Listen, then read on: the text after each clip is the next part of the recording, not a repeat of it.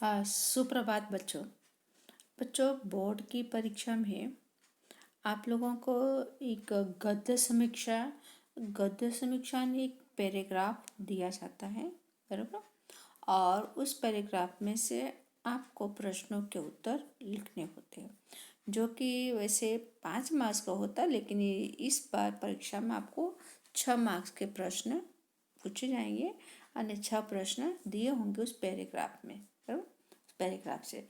तो गद्य समीक्षा में महत्वपूर्ण ध्यान रखने योग्य बातें पहले हम समझ लेते हैं कि पैराग्राफ में से कैसे प्रश्न लिखने चाहिए। गद्य समीक्षा के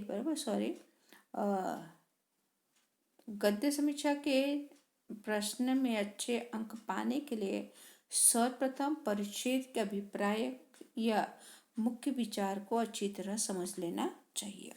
और परिच्छेद यानी कि पैराग्राफ, जो पैराग्राफ दिया हुआ है बच्चों, उस पैराग्राफ को आपको प्रश्नों के उत्तर लिखने से पहले उसे 2 से या 3 बार, जैसे आपके पास समय है, बराबर, उसे मतलब कि पढ़ लेना है। दो सारी बातों को समझना है कि पैराग्राफ में क्या लिखा गया है, बराबर, और आपके प्रश्न किस तरह से पूछे गए हैं। और फिर अपने शब्दों में, अपनी भाषा में उन प्रश्नों के उत्तर लिखने चाहिए। और जो विद्यार्थी मूल परिच्छेद के 2-4 पंक्तियां ज्यों के त्यों उत्तर के रूप में लिख देते हैं, तो उससे पासिंग मार्क्स नहीं मिलते हैं, बराबर, कि उसी पैराग्राफ को क्या किया, कॉपी कर दिया, उसे ऑन वर्ड में नहीं लिखा है। ओके। फिर दूसरी बातें हैं कि प्रश्न के उत्तर देने से पहले पूरे परिच्छेद को क्या करना है, ध्यानपूर्वक उसे पढ़ना है। अगर किसी शब्द का अर्थ मालूम ना हो तो संदर्भ देख कर उसे समझने की कोशिश कीजिए। कि कई बार जो पैराग्राफ दिया होता है तो उस पैराग्राफ के जो शब्द होते हैं उसके शब्द समझ में नहीं आते हैं, लेकिन जब आप उस पैराग्राफ को पढ़ेंगे तो उसके संदर्भ में ही वो होता है, बराबर। जब उसे पढ़ेंगे तो आप उस पैराग्राफ के क्या संदर्भ के ध्यान में रखेंगे तो आप उस शब्द का अर्थ आपको पता चल जाएगा। ओके। तो फिर उसके बाद नेक्स्ट जो है कि प्रश्नों के, ओके, कि प्रश्नों को ध्यान में रखकर परिच्छेद को पढ़िए और उनके उत्तर खोजने की कोशिश कीजिए।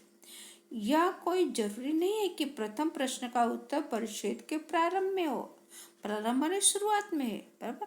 कई लोगों को ऐसा लगता है कि पहला जो प्रश्न है पहले दूसरे लाइन में होगा, लेकिन जो पहला जो प्रश्न होता है वो बीच में भी उसका उत्तर मिल सकता है, आपको अंत में भी मिल सकता है। ओके। ओहो, और अंतिम प्रश्न का अंत में हो, मतलब यह है कि प्रश्न के उत्तर पूरे परिच्छेद में कहीं भी हो सकते हैं। इसलिए प्रत्येक प्रश्न के उत्तर की क्या करना है, एक रूपरेखा लिखते जाइए और उसके आधार पर उत्तर लिखिए। रूपरेखा ने का पॉइंट आपको बनाना है कि इस पैराग्राफ में क्या क्या पॉइंट है, वो ध्यान में रखना बहुत जरूरी है, बराबर। तो तभी आप उस प्रश्न के उत्तर क्या करेंगे, अच्छी तरह से लिख पाएंगे। ओके। तो इसके बाद परिच्छेद में क्या होता है कि अलंकार, मतलब कि अलंकार तभी आप लोगों का नहीं है, तो परिच्छेद में क्या होते हैं कि मुहावरे भी होते हैं, कहावतें आदि का भाव होता है, तो उससे सरल और सीधे स्पष्ट भाषा में लिखना चाहिए। किसी उत्तर को स्पष्ट करने के लिए अपनी ओर से दृष्टांत, उदाहरण आदि नहीं देना चाहिए, बराबर। कि कोई एग्जाम्पल आप दे रहे हो लेकिन एग्जाम्पल देना नहीं है, क्योंकि आपको उसका उत्तर कहाँ से देना है, जो गद्य दिया हुआ है, जो पैराग्राफ दिया हुआ है या जो परिच्छेद दिया हुआ, उसी में से आपको उत्तर क्या करना है, अपने पैराग्राफ को पढ़ना, परिच्छेद को पढ़ना और अपने ऑन वर्ड में अपने शब्दों में उसके उत्तर लिखना है। उत्तर में कहीं भी अपनी ओर से कुछ नहीं कहना है, कुछ लिखना नहीं है, बराबर। फिर प्रश्न में जितना अपेक्षित हो उतना उत्तर लिखना चाहिए, जितना मांगा है, अपेक्षित है जितना आपको मांगा है, जिस तरह का प्रश्न है उतना उसका उत्तर लिखना चाहिए। अधिक लिख देने से उत्तर की लंबाई बढ़ती है, साथ ही दूसरे उत्तर में पुनरुक्ति भी होती है। अगर आपने लंबा उत्तर लिख दिया, कई बार ऐसा भी होता है कि पहले प्रश्न का उत्तर शॉर्ट में लिखना है, बराबर। और आपने जब उसका उत्तर लिखा तो दूसरे प्रश्न का भी उत्तर उसी पहले प्रश्न में आ जाता है। इसलिए प्रश्न में क्या मांगा है और कितना लिखना है वो आपको ध्यान में रखना बहुत जरूरी है। ओके। फिर उसके बाद कि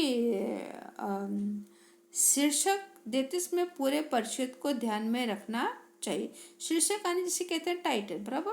तो वह शीर्षक आपको कहानी लेखन में भी पूछा जाता है और गद्य समीक्षा में पूछा जाता है कि परिच्छेद का उचित शीर्षक दीजिए, बराबर। उसका मुख्य विचार समझकर उसके अनुरूप शीर्षक ध्यान देना चाहिए। शीर्षक छोटा लेकिन कैसा होना चाहिए, आकर्षक होना चाहिए, बराबर। और लिखते समय आपको ध्यान में रखना है उत्तर लिखते समय वर्तनी मात्रा और विराम चिन्हों की उचित ध्यान देना चाहिए, बराबर। कि जहाँ आपको लगे वैसा क्या करना वो सब आपको ध्यान देना है। जैसे यहाँ पर दिया हुआ है कि देखेंगे गद्यांश को पढ़ करके पूछे गए प्रश्नों के उत्तर दीजिए, बराबर। क्या करना है, गद्यांश को पढ़ना है, पैराग्राफ को पढ़ना है और पढ़ने के बाद उसके उत्तर आपको लिखने हैं। तो यहाँ पर दिया हुआ है कि पैराग्राफ की उन्नति के पथ पर चलने वाले छात्र प्रातः काल सूर्योदय से सूर्य उदय होने से पूर्व ने पहले, बराबर। कि जो लोग उन्नति के पथ पर या प्रगति के पथ पर विद्यार्थी आगे चल बढ़ना चाहते हैं तो सूर्योदय से पहले क्या करते हो, उठ जाते हैं। नित्य कर्म से निवृत्त होकर वह स्नान करता है, तत्पश्चात भगवान से प्रार्थना करता है कि वह सदा उसका पथ प्रदर्शक रहे। पूजन के बाद व्यायाम करना उत्तम छात्र के लिए आवश्यक है। उसके बिना शरीर सबल, सुंदर और सुगठित नहीं हो सकता। जिस मंदिर में सुंदरता ना हो उसमें बैठने वाली मूर्ति कभी सुंदर नहीं हो सकती, बराबर। तो मनुष्य का मन कैसा होना चाहिए, सुंदर होना चाहिए। व्यायाम के बाद थोड़ा जलपान यानी थोड़ा सा नाश्ता पानी हल्का करना अत्यंत हितकारक है, लाभकारक है। उसके बाद दैनिक समाचार पत्र भी देखना पढ़ना चाहिए ताकि संसार, देश, नगर तथा पड़ोसी की गतिविधियां का परिचय हो जाए। इसका ज्ञान न होने से कभी कभी क्या होती है कि हमें नुकसान होता है। इसलिए समाचार पत्र पठन के पश्चात विद्यार्थी अपना पाठ्य विषयक अध्ययन करता है, वह उस पर विचार तथा नवीन अभ्यास का प्रयत्न करता है। इस तरह से बच्चों आपको भी एग्जाम में क्या ऐसे मतलब कि परिच्छेद ऐसे दिए गए होंगे और आपके ऐसे परिच्छेद को पढ़ना है, पढ़ के समझना है और इस तरह से प्रश्न पूछे गए होंगे, बराबर। जैसे यहाँ पर प्रश्न पूछा गया, बराबर। यहाँ पर प्रश्न दिया हुआ पहला प्रश्न जो है कि उत्तम छात्र प्रातः काल में कब उठता है, स्नान के बाद वह भगवान की प्रार्थना क्यों करता है। जब आप उसे पढ़े रहेंगे तो आप उसका उत्तर बड़े आराम से दे पाएंगे, बराबर। छात्र के लिए व्यायाम क्यों आवश्यक माना गया है। फिर नेक्स्ट प्रश्न है समाचार पठन के पश्चात छात्र को क्या करना चाहिए, बराबर। फिर उसके बाद नेक्स्ट प्रश्न है कि छात्र के लिए दैनिक समाचार पढ़ना क्यों अनिवार्य ने जरूरी है। फिर इस परिच्छेद के लिए कुछ शीर्षक दीजिए, बराबर। शीर्षक एक टाइटल आपको देना है। जो प्रश्न वहां पर हमने पढ़ा अब उसका उत्तर देखेंगे यहाँ पर उत्तर कैसे दिया हुआ है। तो उन्नति के पथ पर चलने वाला छात्र प्रातः काल सूर्योदय के होने से पहले ही उठता है। स्नान करने के बाद वह भगवान की प्रार्थना इसलिए करता है कि भगवान हमेशा क्या उसका मतलब उनका पथ प्रदर्शक बना रहे। फिर नेक्स्ट जो प्रश्न है दूसरा जो प्रश्न है कि व्यायाम से शरीर सबल, सुंदर और सुगठित बनता है, अतः छात्रों के लिए व्यायाम करना बहुत आवश्यक है।